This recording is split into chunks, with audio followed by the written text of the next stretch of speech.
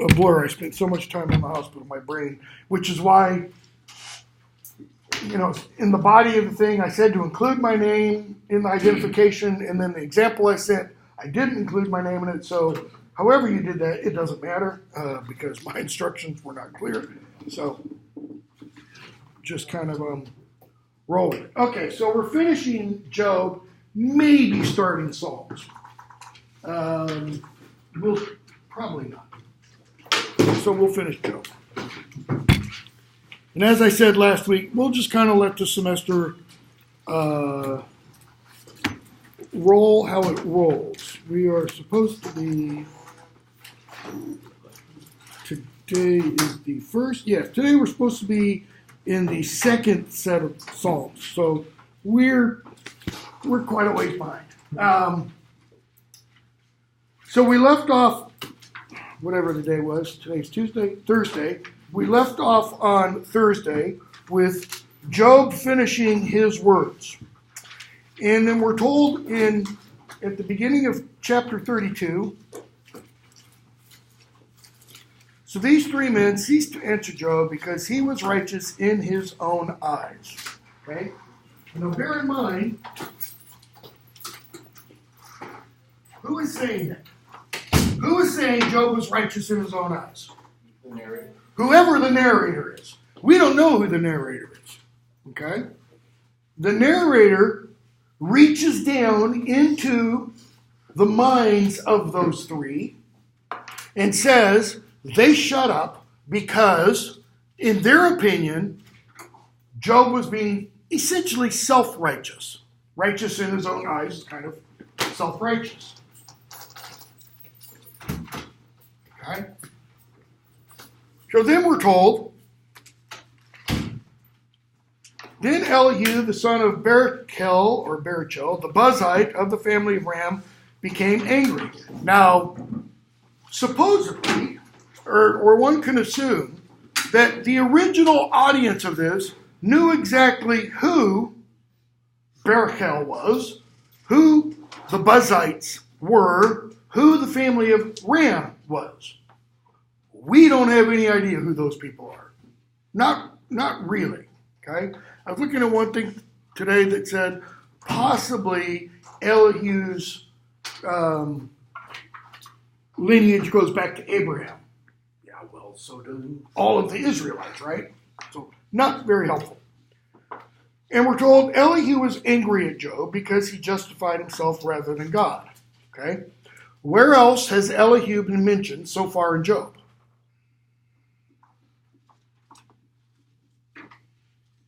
In chapter 2, we have Job's three friends introduced, but not Elihu. Elihu just appears, seemingly, in chapter 32. He's not described as one of those who comes to comfort Job. He's just there suddenly. And then he delivers his speeches in chapters 32 through 38, and then he's not there. And no other comment is made about Elihu anywhere. God doesn't refer to Elihu when God speaks. He talks about Job's three comforters. Elihu's not one of those. Okay? So, he gets angry. Why? Because Job, he justified himself rather than God. Okay? And you've got a footnote down there for chapters 32 through 37:24. Most commentators believe these chapters, skip the thing, in different style, skip the rest of the parentheses, belong to a later hand than that of the poet. That is, Elihu's words, according to most scholars, aren't original to the book of Job. They get added later by somebody other than the original poet behind Job. Do with that what you will. Why? Because the book as we have it includes this stuff by Job. It's in the Hebrew version of the Old Testament. It's in the Greek, the Septuagint version, etc. Okay? So, he's also angry at Job's three friends. Why? Because they had found no answer, although they had declared Job to be in the wrong. They had found no answer to what? Job claiming he's righteous. Okay, what else? That Job wasn't followed. Okay, what else? What's the real problem? Why is this stuff happening to Job? That's what they've not found an answer to.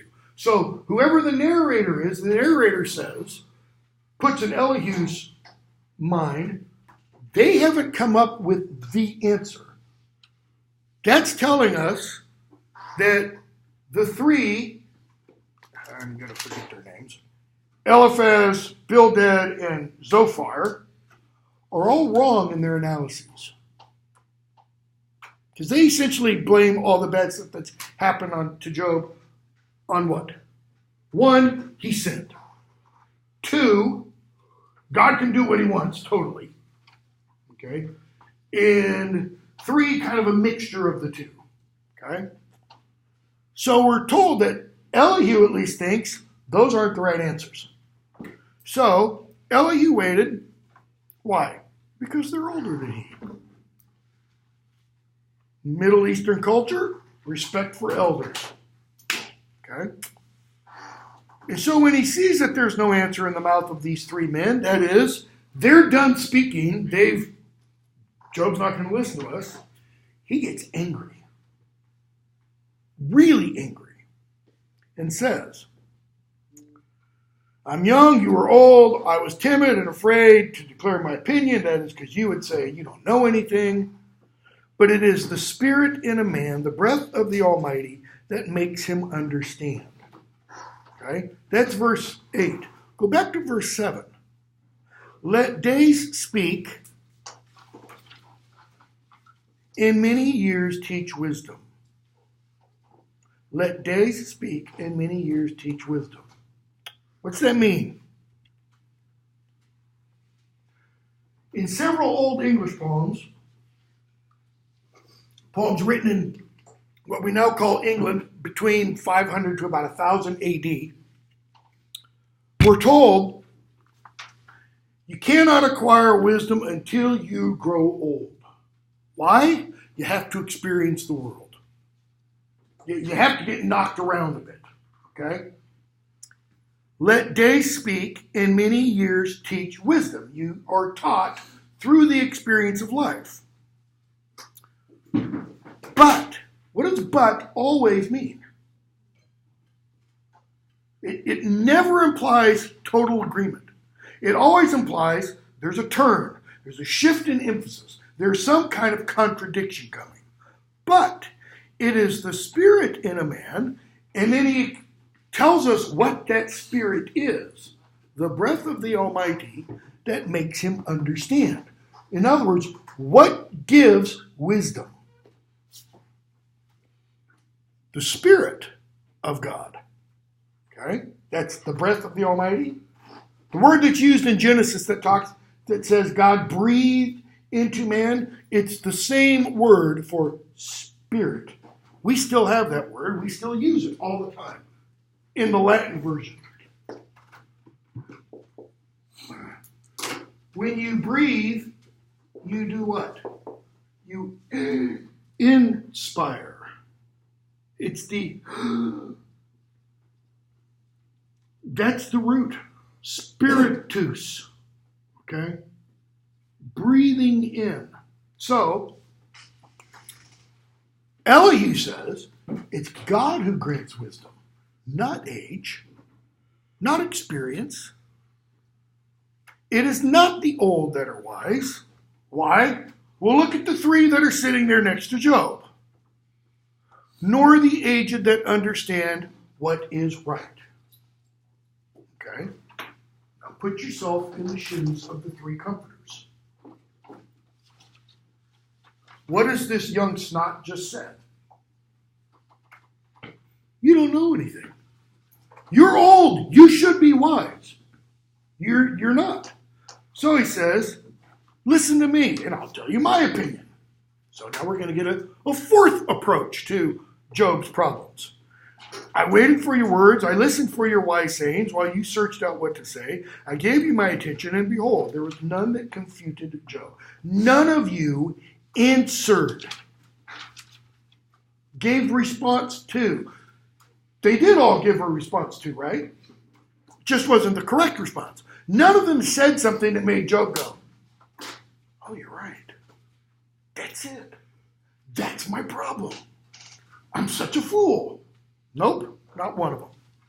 So he says, beware lest you say, we have found wisdom. God may vanquish him, not man. So he's saying, I'm speaking because I don't want you to sit there and think you were right. So,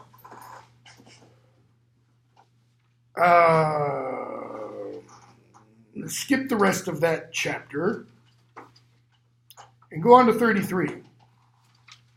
So, in 32, he addresses the three comforters and essentially says, you didn't say anything, so you just sit there and be quiet now and listen to me. And then he addresses Job specifically. And for 33 through 38, it's going to be, and Elihu said to Job, and Elihu said to Job, and Elihu said to Job. Okay? Now hear my speech, O Job, and listen to all my words. Okay? What's the difference between hear and listen? Can you hear and not listen? Yes. How do you know? Turn on the TV. Turn on the news. And what's going on? There are people talking at each other. They're hearing, but not what? They're not listening. They're not getting it. Okay? Hear my speech. Listen to all my words. I open my mouth, the tongue in. Why is he saying this? I open my mouth and my tongue flaps, and it speaks. My words declare the uprightness of my heart. So that's Elihu saying, my heart is upright. Upright means what? Without fault. I'm honest. I'm true. I'm without sin is really what that means. And what my lips know, they speak sincerely. The Spirit of God has made me, and the breath of the Almighty gives me life. Does he mean just me, Elihu? No. It means all humanity. But he is saying, in this particular context, he is serving as what? Elihu is saying, I'm the conduit of God to you. Okay? I am speaking in God's stead to you. Answer me if you can. What's that word? Answer me. The swear part comes from Old English. Swearing, like to make an oath.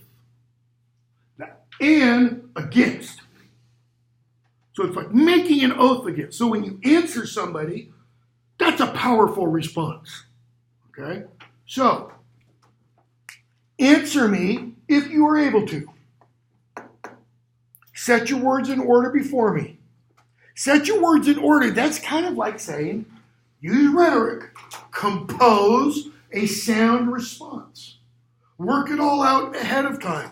And then, let's talk. Take your stand. Everybody knows what that means, right? What is President Trump never accused of? Not taking a stand, right? When he takes a stand, how does he take a stand? Whatever your thoughts of him. He goes in full bore, right? He's never wishy-washy. He's not, I just don't know. It's 150%, all or no. That's what Elihu's saying. He's saying, Job, get ready. Take your stand, plant your feet, and let's get ready to verbally have it out. Okay? Behold, I am toward God as you are. Toward, that means I'm facing God just like you are. I too was formed from a piece of clay. Behold, no fear of me need terrify you. You don't need to worry about me. And he's kind of saying here, don't worry, I'm not an angel of the Lord. I'm not going to, zap you. Okay? No pressure, my pressure will not be heavy upon you. After all, he's already said, shoot, I'm just a youngin'. You guys are all old. How can I harm you? Okay? You've spoken in my hearing, and I've heard the sound of your words. The sound of your words. That is, I've heard the blah, blah, blah. Why don't you say I've heard your words? What's the difference between hearing the sound of your words and hearing, let's say, the meaning of your words? What's he saying about Job's words? We still say this today. Meaningless. They're meaningless. They're empty. They're empty. Okay? You say, I am clean without transgression. That's an exact quote of one thing Job did say. I am pure. There is no iniquity in me. He finds occasions against me. Who's the he? God. He counts me as his enemy. That is, God, according to Job, according to Elihu, is Job's enemy. He puts my feet in the stocks, watches all my paths. Okay? What do we know from the opening prologue of the story? Is God Job's enemy? According to the opening prologue. No, he's not. Who is? The adversary. Satan. That's what the word Satan literally means. The adversary. The opponent. Okay? In this, you are not right. What's the this referred to? See, if I were grading this, if Elihu turned this into me, I would circle the this and say what? Be specific. This is a demonstrative pronoun. It always points to something. It demonstrates. So what does it point to? Does it point to, you spoken in my hearing? I heard the sound of your words. Does it point to, I am clean without, well, obviously it points to all of that. Okay? I will answer you. God is greater than man. Duh. I mean, that kind of goes along with the definition of God. Why do you contend against him, saying he will answer none of my words? See, why will you contend against him? That's really rhetorical. It's like a rhetorical question. Okay? Why? Because it follows upon the sentence that came before. God is greater than man. What's he really mean when he says, why do you contend against him? To put it in modern, slightly street speech. Who the hell do you think you are, Job? To question God. Why do you contend against him, saying he will answer none of my words? For God speaks in one way and in two, though man does not perceive it. What does Elihu mean by that? God speaks in one way, or two, though man, humanity, doesn't perceive it. Sometimes God speaks, and what happens? How do we think of speech? Speech is what? Blah, blah, verbal, not according to the Supreme Court, right? You can burn a flag, and that's considered free speech. It's not speech. You're not speaking. Maybe you're cursing at the flag, but if you just burn it, that's considered speech. It's an act of communication. So how else can you speak to someone? Tap them on the shoulder? What has Job already talked about quite a bit? Dreams, visions. Okay? God speaks in one way, and in two, the man does not perceive it. In a dream, in a vision of the night, when deep sleep falls upon men, while they slumber on their beds, Elihu saying, guess what? Those can be the speech of God. Then he opens the ears of men and terrifies them with warnings, that he may turn man aside from his deed and cut off pride from man. Yeah, but what's the problem with speaking via dreams and visions while you are sound asleep? What's at least one problem? How many of you remember every dream you have? Nope. How many of you wake up, you remember the dream, but as the morning goes on, it evaporates?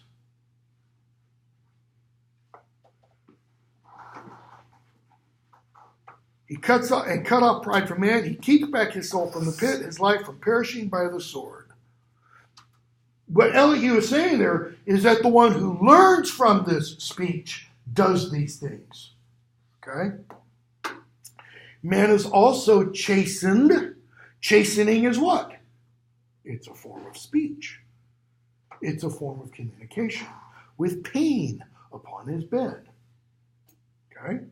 And with continual strife in his bones, so that his life loathes bread and his appetite dainty food.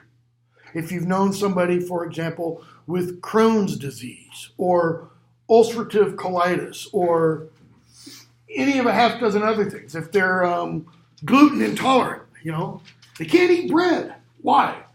Because it makes them severely sick to their stomach. That's kind of what he's getting at. Okay? That's a form of God, Elihu says, speaking. Okay? Skip a little bit. Go down to 26. So all this stuff happens. Then man prays to God and he accepts him. He comes into his presence with joy. He recounts to men his salvation. He sings before men and says, I sinned and perverted what was right, and it was not requited to me. He has redeemed my soul from going down into the pit, and my life shall see the light. Okay? He has redeemed, that has taken my soul out of it. So, 29.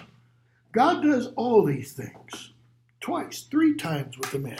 That doesn't mean literally 3 times and 3 strikes and you're out. God's only going to speak to you 3 times and straight to hell. No. Twice, 3 times means what? Again, and again, and again, and again, and again. Peter asked Christ, how many times must I forgive my enemy? 7 times 7? Jesus says, come on, Peter. 70 times 7. He doesn't mean literally 490. So, keep a running tally. And when you hit that 491, to bring back his soul from the pit, that he may see the light of life. So notice why, according to Elihu, God does these things. It's for what purpose? Is it to inflict pain? Is it because God's a divine sadist? No. It's to keep his soul from the pit. It's for redemption. It's to turn him around. Okay? Give heed, Job. Listen. Be silent, and I will speak. If you have anything to say, answer me.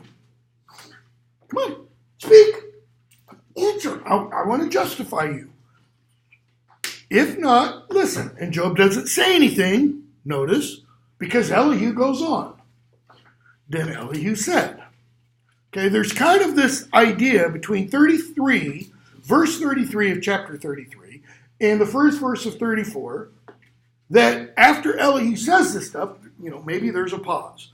If not, listen to me, be silent, and I will teach you wisdom. And I think there's probably dramatically, there's a bit of a pause there. So you're going to speak? Okay. If you're not, be silent and let me go on. And then he goes on. Hear my words, you wise men.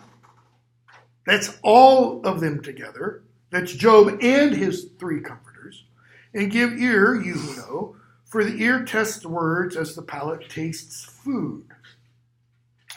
Let's choose what's right. That's let us determine what is right. Among ourselves, what is good. For Job has said, I am innocent, and God has taken away my right. My right. What's meant there by right? Is there a footnote? No, there's not. Okay. Is it what is rightfully mine? 10 children? Untold wealth? Could be. Most parents do kind of tend to think of their children as theirs. Okay? At least for a while. I know your kids get to be the age of most of my kids, and you're kind of like, no, you're not mine anymore. Go! Leave! In spite of my right, I am counted a liar. My wound is incurable, though I am without discretion. That is Job still speaking, according to Elihu.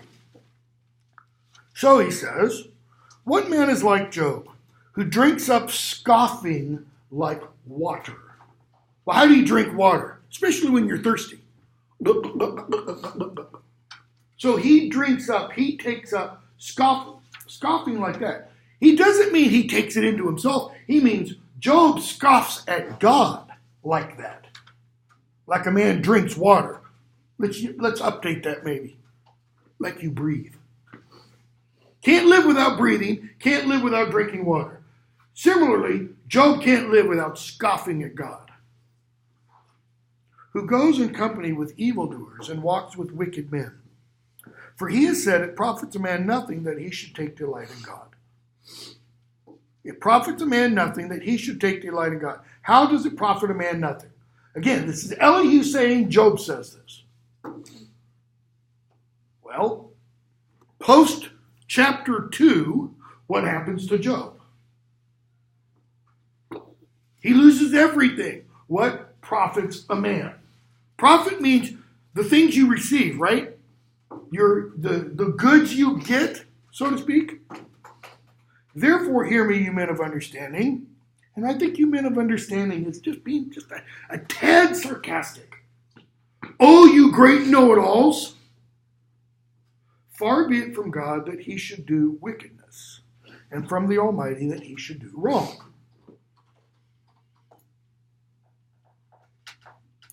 So what's Elihu saying about God? Does God do? Do's an active verb. It implies action. Does God do evil? According to Elihu, no, he doesn't.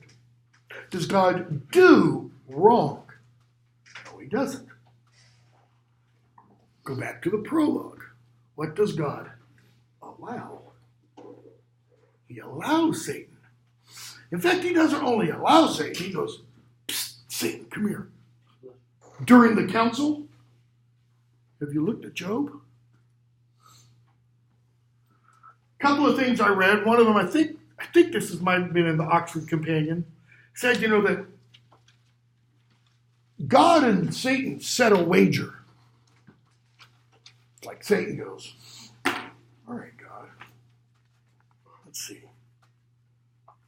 Yeah, I got $20 here. $20 says, Job will curse you to your face, and God's like, okay, I'll take that bet. Really? Is it really a bet on God's part? What does a bet always imply? Always. Pardon? There's a winner. There's a winner and a loser, possibly. What else? Even more basic than that. Someone's going to be wrong. That's kind of the winner-loser. What else? Even more basic than that.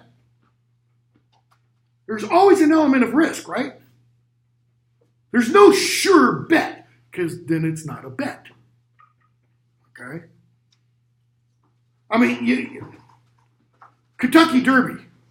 The only way it's a sure thing that your horse is going to win is if what happens?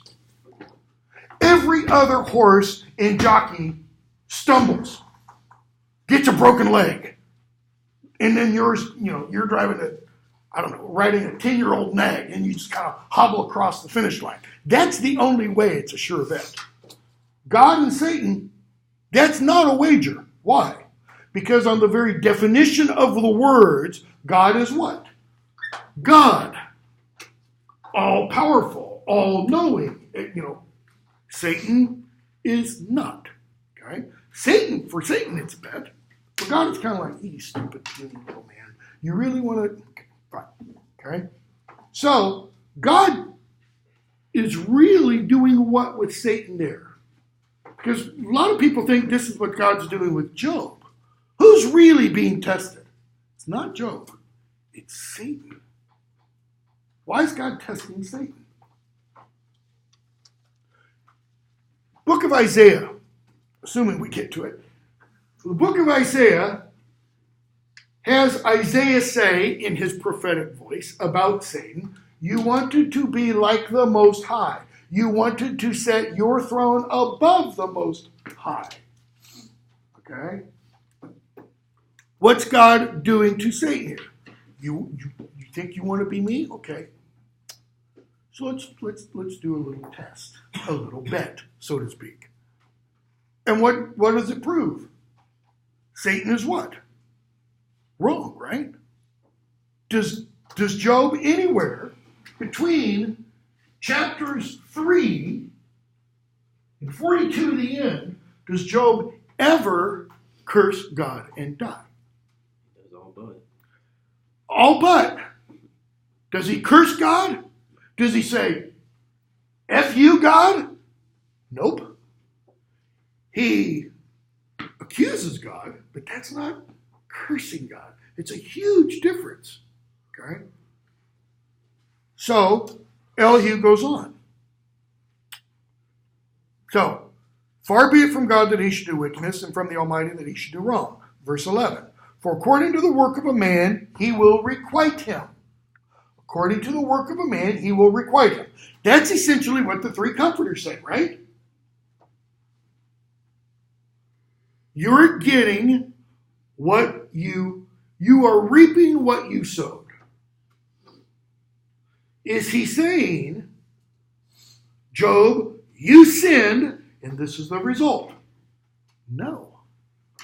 Because you can do certain things that aren't sin and still reap what? What's the basis of all human existence? Every action has what? According to physics, an equal and opposite reaction. Every action we take has what? That we might not be aware of, either immediately or ever. Consequences. Consequences. And according to his ways, he will make it befall him. You've heard, God works in mysterious ways. Well, that's kind of what's implied here. Of a truth, God will not do wickedly, and the Almighty will not pervert justice. Notice what's kind of implied there. That almost like justice is behind God. Like God kind of, I'm going to, justice, really? Almost like he has to respond to justice rather than justice being something that flows from him. Who gave him charge over the earth, and who laid on him the whole world? That is, who gave God charge over the earth, and who laid on him the whole world? God did, right? That's a rhetorical question. Notice, by the way, we could take just that one sentence, that one verse, 13, and apply it to what? Essentially, everything God says when God finally speaks. That is ultimately God's response to Job, right? Okay, skip a little bit. Yeah, no. 14. If he should take back his spirit to himself, okay, what's that spirit? Breathing in the spirit of life. So if he takes that spirit of life back, what do you have? You got that passage in Ezekiel, what is it, chapter 40 or 44? All the dead bones in the valley. Okay. What does he say? All flesh would perish together. Man would return to dust. If you have understanding, hear this. Shall one who hates justice govern? Elihu is saying that to govern implies automatically what? Justice. He wasn't aware of the Soviet Union. He wasn't aware of North Korea. Okay. Go on to 21. For his eyes are upon the ways of a man, and he sees all his steps. That is, God sees everything. He doesn't mean it in the sense of, if you're familiar with this guy, you might have read of him before. How did he spell it? Jonathan Edwards, early American Puritan writer who wrote an absolutely horrific sermon called Sinners in the Hands of an Angry God, where he describes sinners like hanging from a spider thread over hell. But it's not hanging from a spider. It's God holding sinners over the gaping mouth of hell. Just kind of like, come on, test me one more time. Okay? There is no gloom or deep darkness where evildoers may hide themselves. That's what it means by, there his eyes are upon the ways of man, he sees all his steps. In other words, Elihu is saying, we can't hide from God, we can't hide sin from God, etc., etc. Okay? He has not appointed a time for any man to go before God in judgment. He shatters the mighty, blah, blah, blah. Okay? Skip down to, towards the end of that chapter, verse 34. Men of understanding will say to me, and the wise man who hears me will say, Job speaks without knowledge. His words are without insight. Without insight, without wisdom, without perception. Would that Job were tried to the end, because he answers like wicked men. So, Elihu says, men of understanding, so-called wise men will say, oh, I really want Job to go before the judge. Kind of like sinners in the hands of an angry God. I want Job to suffer for what he said. Okay? Would that Job were tried to the end, because he answered like wicked men, for he adds rebellion to his sin.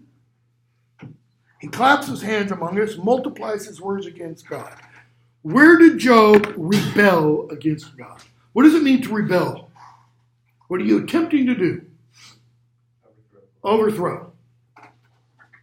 To rebel is to say, I no longer recognize your authority, I no longer recognize your power, I no longer recognize blah, blah, blah. Job never did that.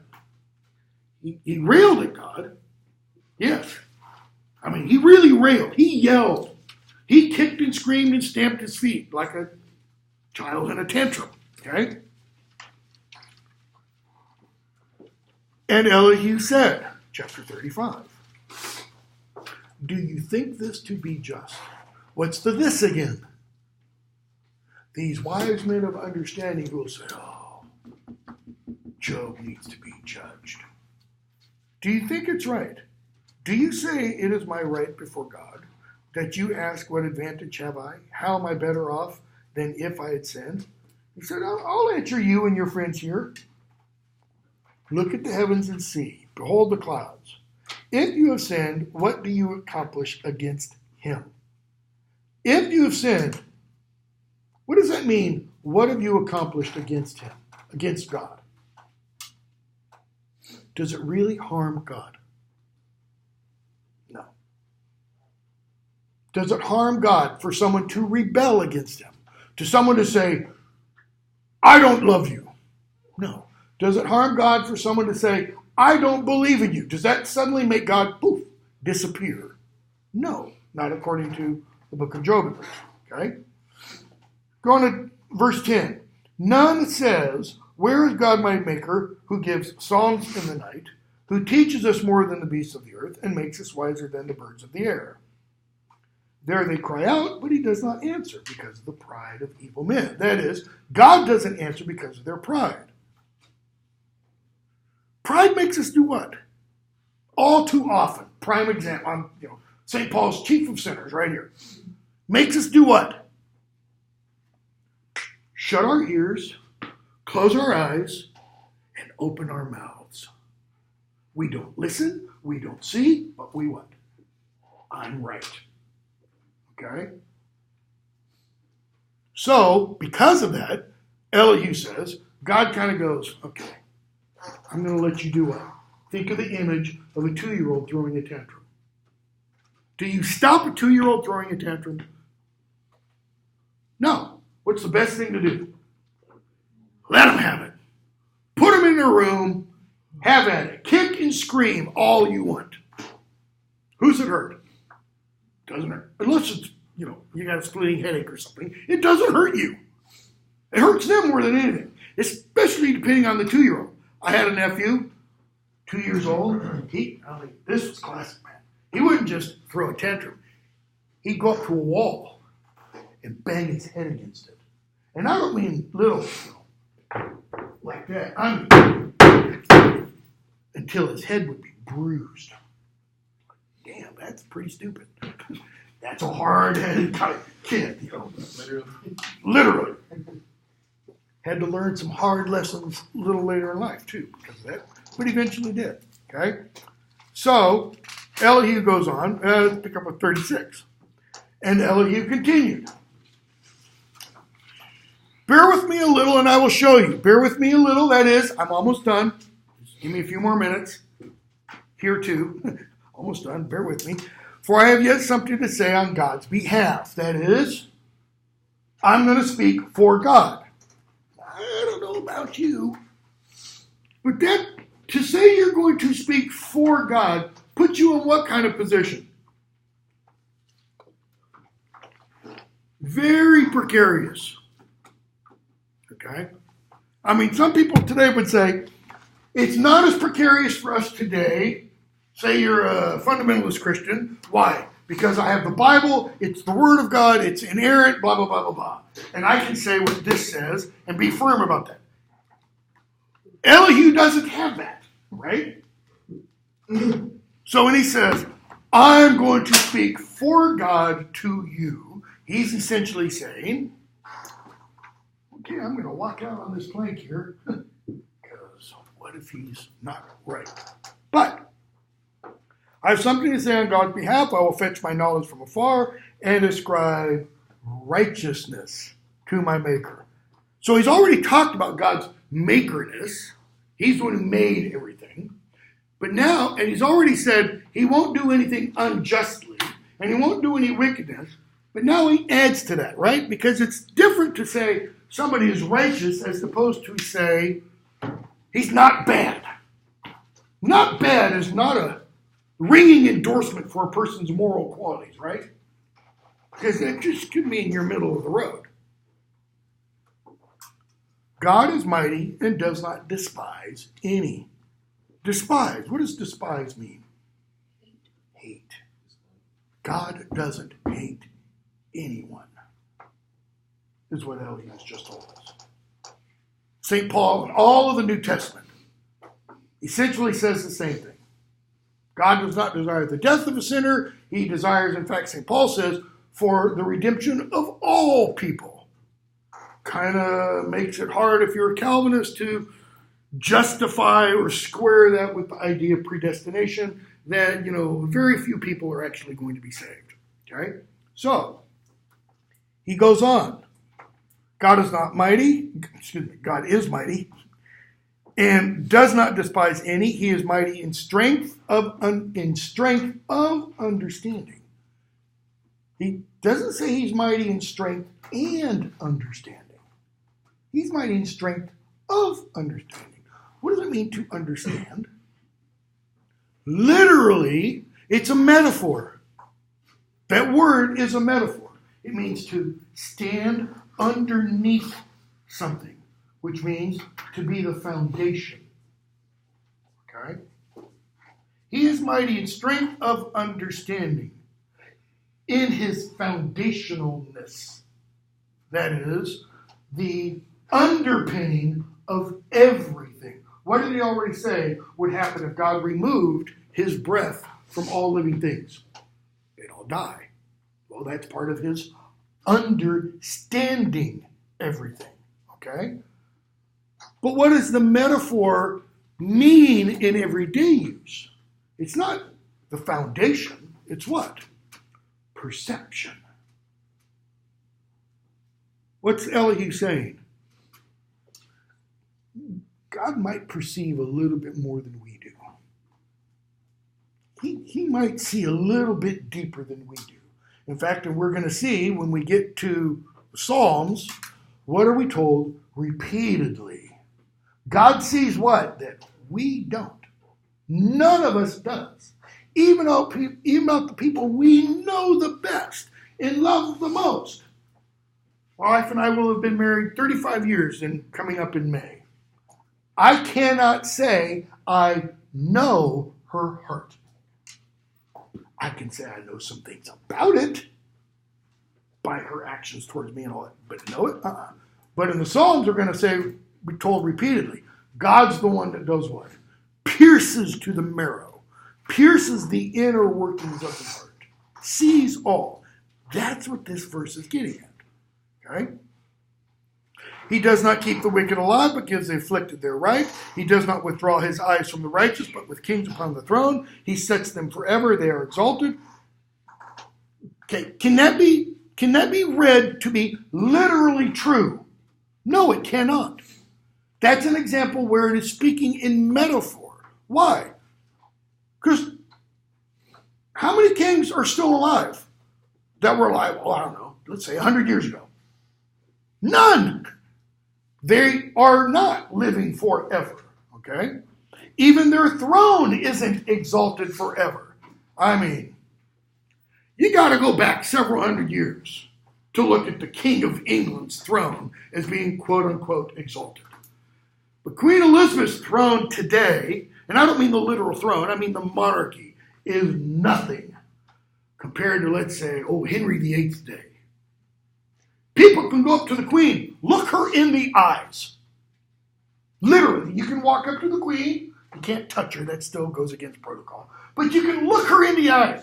In Henry VIII's day, if a commoner, and Henry VIII came in the room, commoners had to do this. And if a commoner looked at Henry's face, that was cause to be executed. Cause to be executed. I think Trump would maybe kind of like a little bit of that, So he goes on. And if they are bound in fetters and caught in the cords of affliction, then he declares to them their work and their transgressions, that they are behaving arrogantly. Now he's introduced an idea that none of the three comforters introduced. In accusing God, is Job maybe being a little bit arrogant? In protesting his innocence, is Job maybe being a little bit arrogant? See, because arrogance is always based on something. I was having this conversation with my class last night. In order to be arrogant, you got to have something that you can be proud of. There's got to be a reason for the arrogance, right? I mean, whatever your political opinions, let's say of Trump, you got to say, as a businessman, okay, he made billions, he lost billions because he filed bankruptcy twice, I believe. And then he did what? He remade billions. Okay? Something's going on there that says, okay, the guy understands at least how business works. He might not have a flying fig about how government works, but business, yeah. Okay? Take your sports figure. Take your other genius person.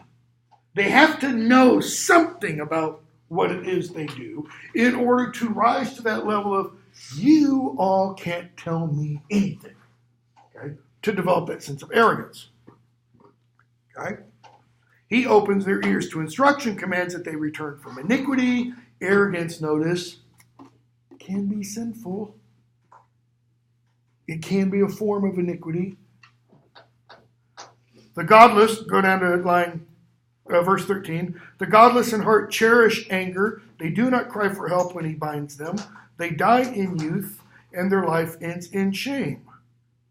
He delivers the afflicted by their affliction and opens their ear by adversity. Okay, opens their ear is a nice metaphor for what? What are the ears for? Hearing, listening. He speaks to them how? Through adversity. C.S. Lewis, I think I mentioned this book in here before, I may not have, in his little book, The Problem of Pain, included this little statement that became a famous quote. And if you saw the film Shadowlands, based upon the play, they use this quote again and again. They have Lewis repeating it in all these different places. He didn't. He didn't quote himself, as far as we know, ever.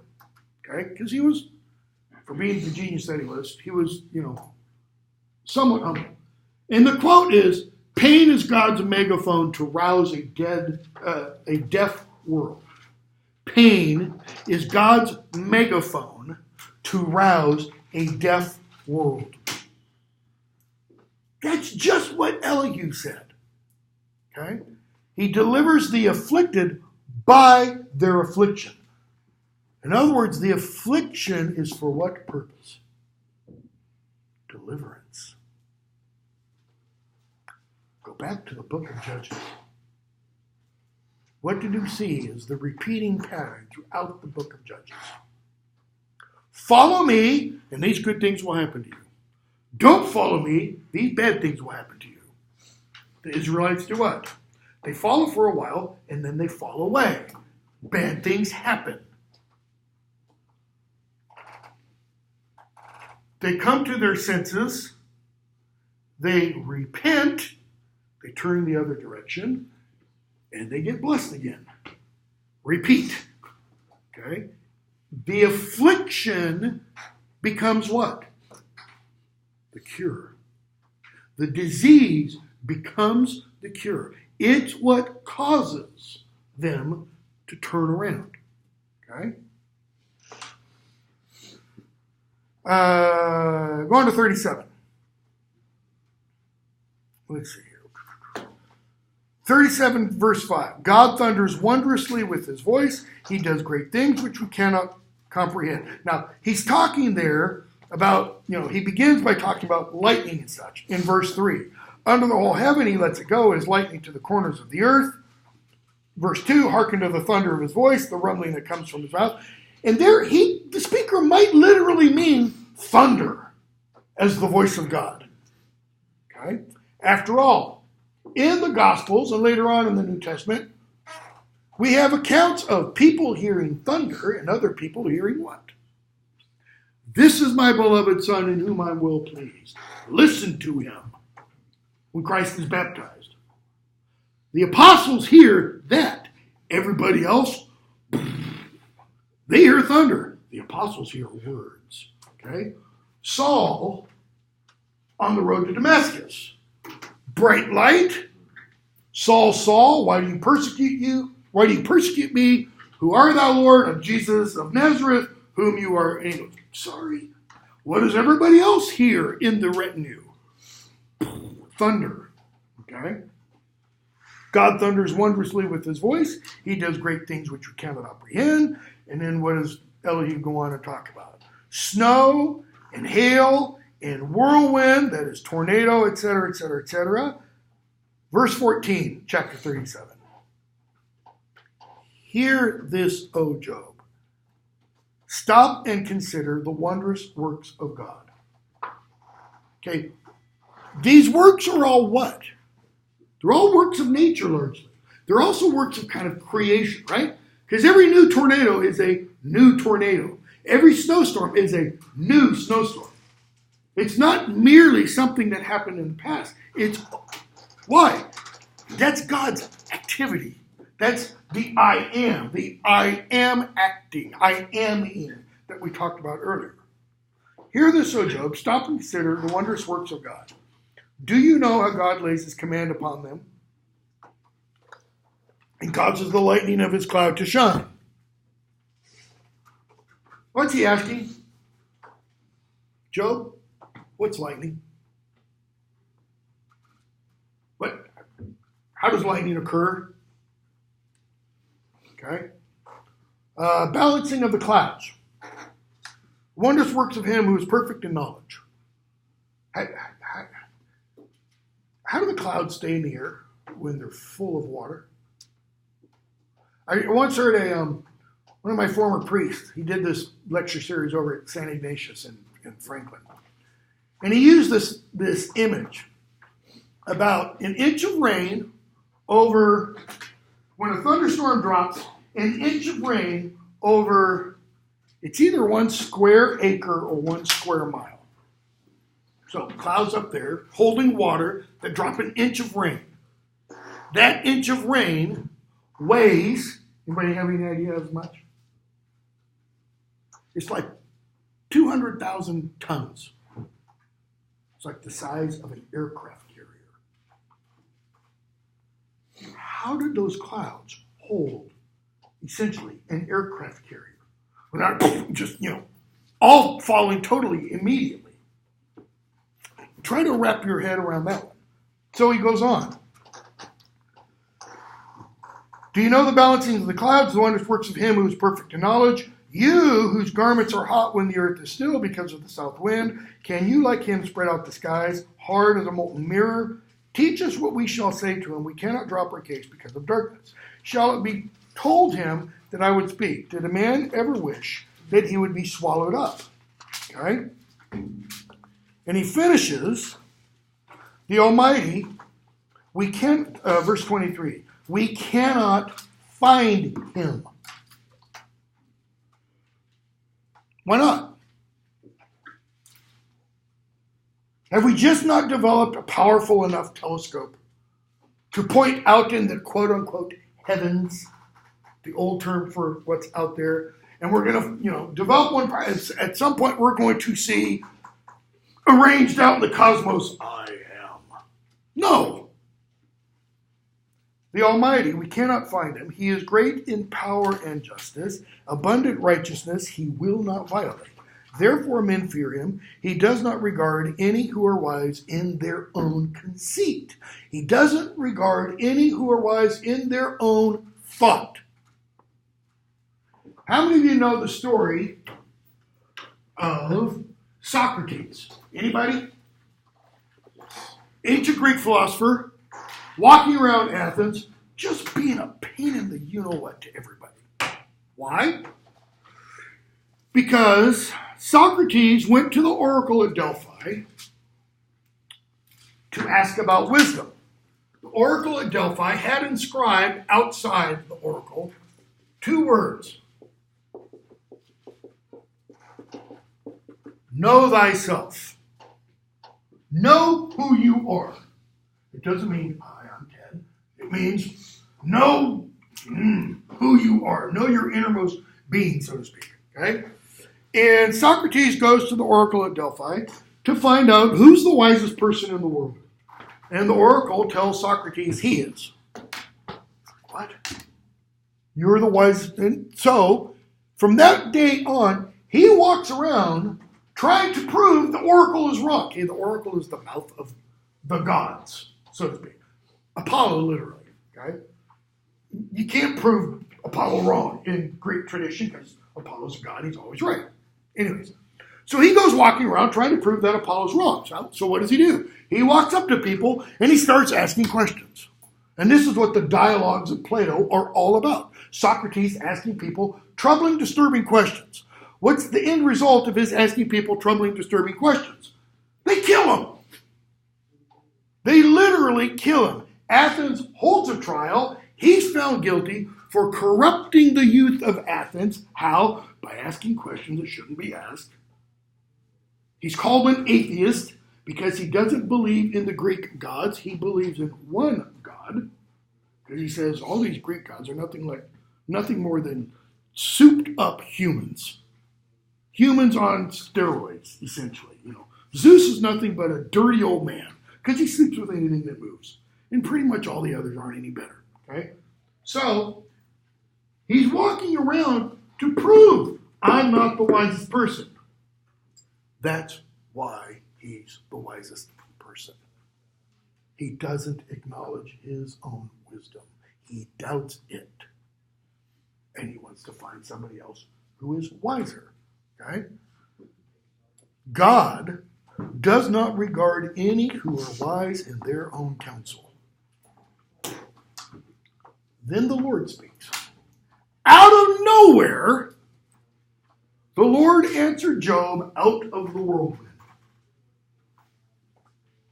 What happened to Elihu? We don't even get an exit stage right, Elihu is just gone. Nothing else about him. I once had a professor at one point in my life. I was a Bible major for a semester or something like that. And we had a course on Old Testament wisdom poetry. Job, Psalms, Ecclesiastes, I think Proverbs. I did 30 years ago. More than 30 years ago. 37 or 38 years ago. And he suggested, and I've been trying to find written material that backs this up, and I haven't found it yet. But he suggested that Elihu might be one of those manifestations of God. That Elihu might be, for example, the second person of the Trinity in traditional Christian thought, Christ, before his birth, speaking about God. Like, you want to talk to God? Okay, I'm here. Let's talk.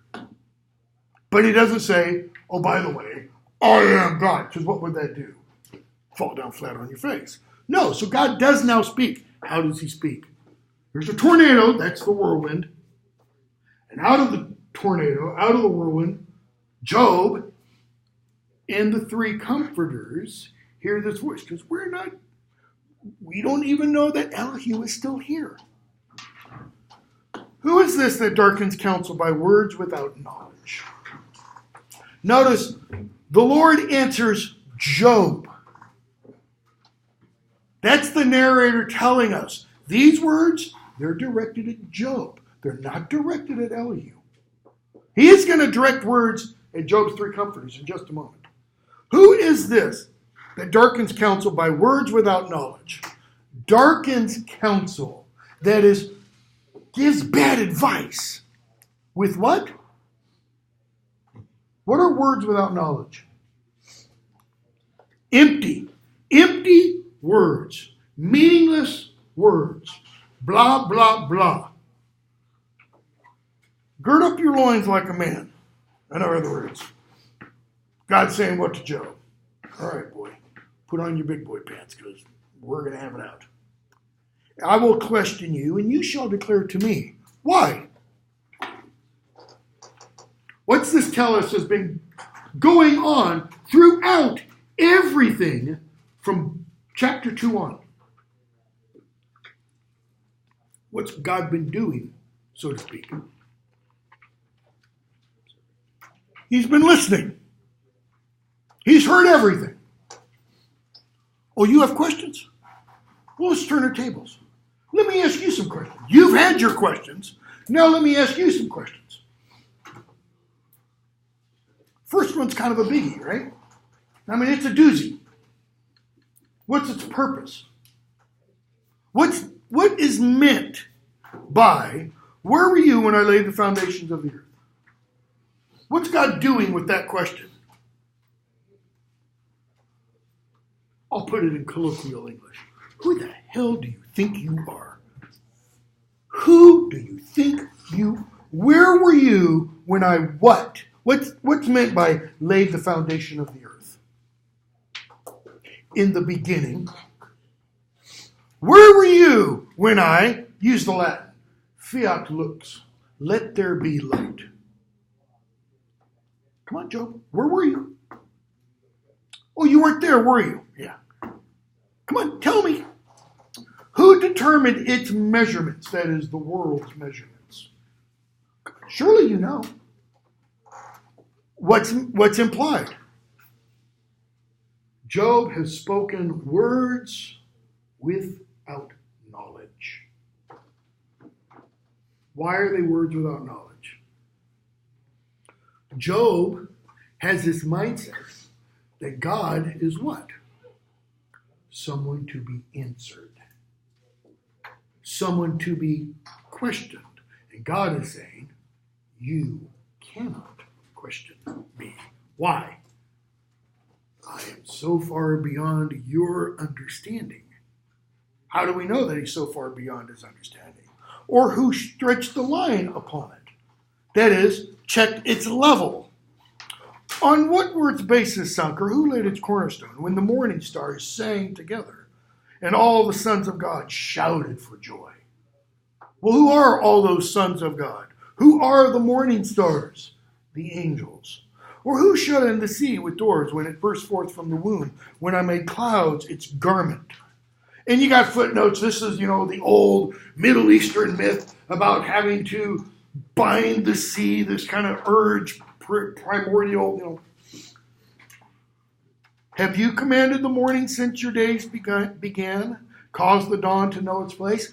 Notice what that language implies. We think the morning happens how? In the evening, by the way. Automatically, right? The sun rises, sun sets, the sun rises, sun sets. What's God implying in his response? No, it doesn't. I do that every morning. Notice, you commanded the morning since your days began. It's kind of like God saying, I make the sun rise every day and set every day. It goes back, it's related to that verse about what happens if he pulls his breath out? Everything dies. What happens if he stops commanding daily? Everything grinds to a halt. The quote-unquote Big Bang unbangs. It immediately, Have you entered into the springs of the sea, verse 16, or walked in the recesses of the deep?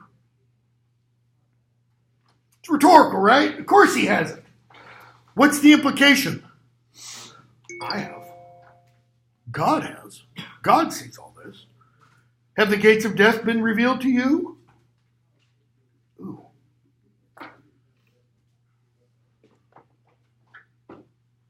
Actually, I think I have it. I'm thinking of another class. I got to make sure, that's right, I have. This other class I teach, Fantasy Lit course, and death is portrayed in this other class not as an event, a process. And when you die, you have to go through 9 gates. And gate 1, gate 2, gate 3. And when you get to gate 8, you're pretty far into death. But if you're in gate 1, what's called a necromancer can call you back out of death. And you're not very much changed. If they call you back out from beyond gate 8, you're all misformed and misshapen, etc. And then when you go past gate 9, that's it. That's the final release. And, gates of death can be that, or it can be simple, like a gate with 2 doors in it. Anyways, have you comprehended the expanse of earth? Declare it if you know. He doesn't, obviously. Where's the way to the dwelling of light? Boy, I bet you Einstein would have loved the answer to that question. Who works so much with light? Where is the way to the dwelling of light? And where is the place of darkness? Well, what is darkness? It's the absence of light. Okay? Light is not an absence of something. Light's not an addition to something. Okay? So he goes on. I'm just at random. Verse 28. Has the rain a father? Or who's begotten the drops of dew? Job, have you ever watched dew form? That's kind of what he's asking. Can you bind the chains of the Pleiades, the 7 sisters, stars? Or loose the cords of Orion? Can you lead forth the Mazzaroth in their season, etc., etc.? Can you send lightning? No, you can't. Okay, what about the mountain goats, chapter 39? Do you know when the mountain goats bring forth? Do you observe the calving of the hinds? Can you number the months that they fulfill? And do you know the time when they bring forth? Blah, blah, blah, blah, blah. Is the wild, verse 9, chapter 39. Is the wild ox willing to serve you? Will he spend the night at your crib? Prophecy. Most Christian readers, fathers of church and later, take that to be a biblical prophecy. Why? Where does Christ spend his first night? In a manger. What's a manger? It's a barn. It's essentially a barn. The manger actually is the little thing that straw is put in that the cow and ox eat out of. Okay? But it's a hovel. It's a hut where the livestock are kept. Okay? Can you bind him in the furrow and ropes, etc., etc.? He keeps going on. Chapter 40. And the Lord said to Job, shall a fault finder contend with the Almighty? A fault finder. Someone who looks for and finds faults with things. What's contend with? Oppose. Well, the answer is with the last word, right? See, this is why Odin, Norse mythology, Anthony Hopkins, if you want, in the Thor films, this is why Odin is not almighty. He's the all-father in Norse mythology, but he's not almighty. How do you know he's not almighty? Because Odin eventually will die in Norse mythology. All the gods will die. And chaos reigns supreme in Norse mythology. Shall a fault finder contend with the Almighty? It's kind of, I don't want to be blasphemous here, it's almost kind of snarky. That's what God's saying. Are you, problem finder, going to contend with the one who cannot be contended with? Because the Almighty, omnipotent. And who argues with God? Let him answer it. What's the it? Everything since the beginning of chapter 38. Okay, Job, I'm done. I rest my case. Notice he's also the judge. I rest my case. Answer. Answer what? Oh, any one of these questions. Come on. Surely you can answer one of them. You who found all kinds of faults. Then Job answered the Lord, behold, I am of small account. I think that's an example of what in English literature, specifically Old English literature, is called litotes. It's a poetic technique, it's a literary technique, and it's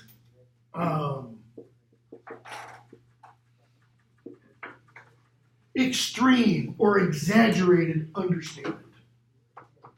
Okay? Understatement. So if it's understatement, I am of small account. Really means what? I am nothing. I am nothing. I lay my hand. What shall I answer thee? I lay my hand on my mouth. How could... Just put a shut this all up right now. I can't say anything against you, God. I have spoken once, I will not answer. Now, I have spoken once might mean I am of small account. It could also mean I had logorrhea, diarrhea of the mouth, logorrhea, when I questioned you earlier. I answered you once. I will not answer twice, but I will proceed no further. And the Lord answers, gird up your loins like a man. I will question you, and you declare to me. He repeats what he said earlier. No, Job. No, you have to answer me. Will you even put me in the wrong? You said I was wicked. Will you condemn me that you may be justified? Have you an arm like God, and can you thunder with a voice like his? Deck yourself with majesty and dignity. Clothe yourself with glory and splendor. Pour forth the overflowings of your anger.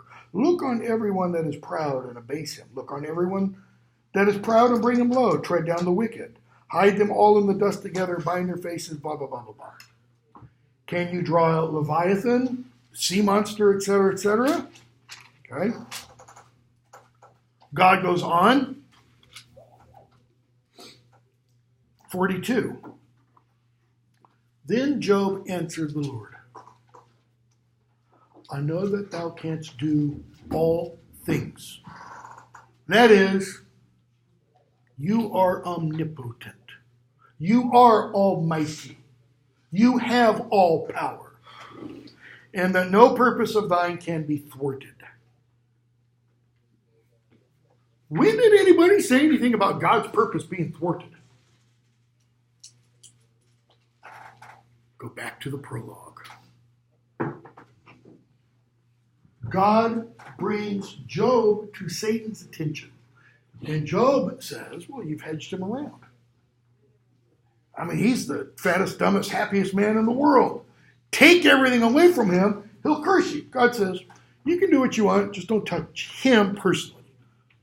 Satan wipes everything away. God says again, have you looked at Job? No matter what you've done to him, he's still faithful. Yeah, but touch him personally, he'll curse you and die. Okay, you can touch him, just don't kill him. Okay? What's the purpose there? It's twofold. It's testing Satan, and it's what? It's kind of testing Job, but I'm going to use a different verb. It's proving Job. Like when you write a proof, a mathematical proof, that's what? That's a test. Okay? He's proving Job, meaning what? He's showing what Job really is. And what are we told in the last chapter? Job is what? Let's see here. Job answers and says, I know that thou canst do all things, and that no purpose of thine can be thwarted. Who is this that hides counsel without knowledge? Therefore I have uttered what I did not understand. So he spoke out of what? See, we think this word is a negative word. We think it's a pejorative. Ignorance. He spoke out of ignorance. He didn't speak out of what? Sin. He didn't speak out of ill will. He just spoke about what he didn't know about. What's the best thing to do when you don't know something? Shut the, you know what, up. Job doesn't. Okay? I have uttered what I did not understand, things too wonderful for me, which I did not know. Hear and I will speak, I will question you, and you declare to me. I had heard of thee by the hearing of the ear. That's Job saying this. Job is saying, Lord, my knowledge of you before was what? Hearsay. Hearsay. I heard from a friend. I heard from somebody who. It wasn't what? Firsthand. It wasn't first-hand knowledge. It wasn't first-hand experience. What kind of knowledge experience did Adam have of God? Firsthand. He walked with God in the garden in the cool of the day. And he still disobeyed. Job says, but now my eyes see thee. Literally? Does Job literally see God with his eyes? No, he doesn't. Because where's God's voice coming from? The whirlwind. So what does he mean? Now I perceive. Now I understand. Now I have, to use the language described about God, strength of understanding. Therefore, I despise myself and repent in dust and ashes. Why? Because he's evil? Nope. Because he's sinful? Yeah, partially. But because God is what? Jump to the book of Revelation. Actually, jump even a little bit later to Daniel, I think it is.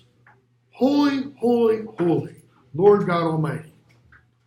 Holy means pure. Job, not pure.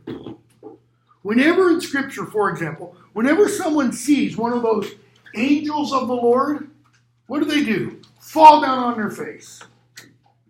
Okay? People in the New Testament will see Peter do a miracle or Paul do a miracle, and they'll fall down to worship them. Get up. I'm a man like you are.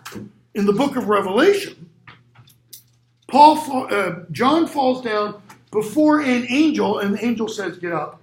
I am created like you are. And then he falls down before Christ, and Christ doesn't say, get up. Why? I'm not an angel. I'm God. He despises himself because he's in the presence of the holy. What does Moses do? falls down in front of the burning bush. So God speaks. We've got 2 minutes left. After the Lord had spoken these words to Job, he said to Eliphaz the Temanite, my wrath is kindled against you and against your 2 friends, for you have not spoken to me what is right, as my servant Job has. As my servant Job has is not Job's argument against God. It's what? It's Job's final words about God. So he says, Job's going to pray for you. You get the bulls and stuff. Job shall pray for you, and I will accept his prayer. Not to deal with you according to your folly. And the Lord restored. So Eliphaz the Temanite did all this, and the Lord accepted Job's prayer, and the Lord restored the fortunes of Job when he had prayed for his friends, and the Lord gave Job twice as much as he had before. People came to him far and near, and he had more than he did before, and he died an old man full of days. Notice what God says there about Job. At the end, he's what? Justified in God's eyes. What did God say at the beginning about Job? A just man. So what does this show, in terms of the book? And there's all kinds of stuff based on this. Archibald MacLeish in the late 50s, early 60s, wrote a play called J.B. It's a modern version of Job. Okay? He's a businessman who loses everything. All right? What's it show? Literarily and thematically. Is it okay to rail against God when things are going really bad? Or, let me rephrase it. Can one rail against God and quote-unquote not sin? Yes. Yes. Okay? In fact, we're going to see at one point in Christ's life, Christ essentially does that. It's when he's hanging on the cross. Okay, we'll stop there. So for Thursday, hopefully you wrote this down. If not, I'll write it down again. I'm probably going to end up dropping some things that are on the syllabus.